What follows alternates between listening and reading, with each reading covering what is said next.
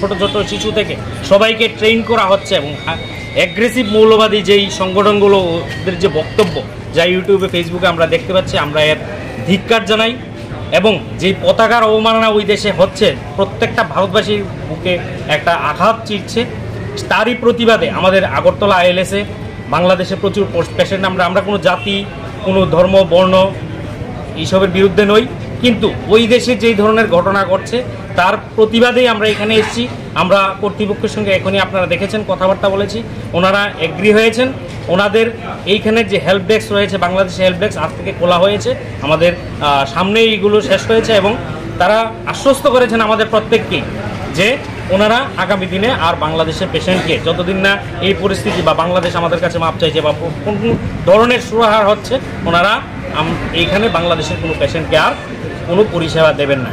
ওই দেশে আমাদের অবমাননা হচ্ছে, এই দেশে আমরা এদের পরিষেবা দেবো, এটা তো হতে পারে না, এটা কোনোভাবেই কাম্য নয়। এবং আমরা ভারতবাসী হিসেবে, আমরা আগরতলার বুক থেকে ভারতবাসী হিসেবে ভারতবর্ষের প্রতিটি নাগরিককে, প্রতিটি হাসপাতাল, প্রতিটি এডুকেশনাল ইনস্টিটিউশনকে আমরা অনুরোধ করছি, আপনাদের এইখানে যদি কোনো বাংলাদেশি থেকে থাকে বা বাংলাদেশিদের যদি আপনারা কোনো পরিষেবা দিয়ে থাকেন, অতি সত্বর এগুলো বন্ধ করুন। আমাদের পক্ষ থেকে এটা বিনম্র অনুরোধ রইল। আইএলএসের মতো আজকে আমরা যেই ইনিশিয়েটিভ নিয়েছি, বিভিন্ন স্তরে যারা ভারতীয় রয়েছে, যাদের বুকের মধ্যে সে ভারতের রক্ত রয়েছে, যারা ভারতীয় বোধ রয়েছে, তারা আপনারা সামনে এগিয়ে আসুন এবং এইগুলোকে নিয়ে কথা বলুন।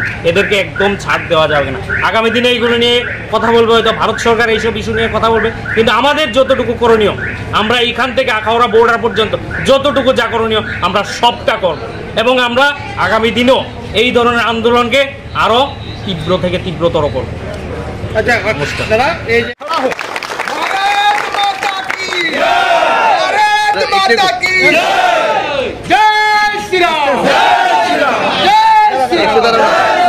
तो इसी भावना के साथ न केवल मैं आपके साथ खड़ा हूं, आप लोगों के 2-4 जो लीडरशिप टीम आई है उनकी भावनाओं के साथ खड़ा होके इसीलिए मैं नीचे आया हूं, आप लोगों को सांत्वना और आश्वासन देने के लिए कि जो आप समझते हैं उस देश के, उस प्रदेश के, बांग्लादेश के लोगों को अभी सर्व नहीं करना है, क्योंकि उन्होंने ना हमारा अपमान किया है, हमारे लोगों के साथ बहुत बुरा सलूक भी किया है।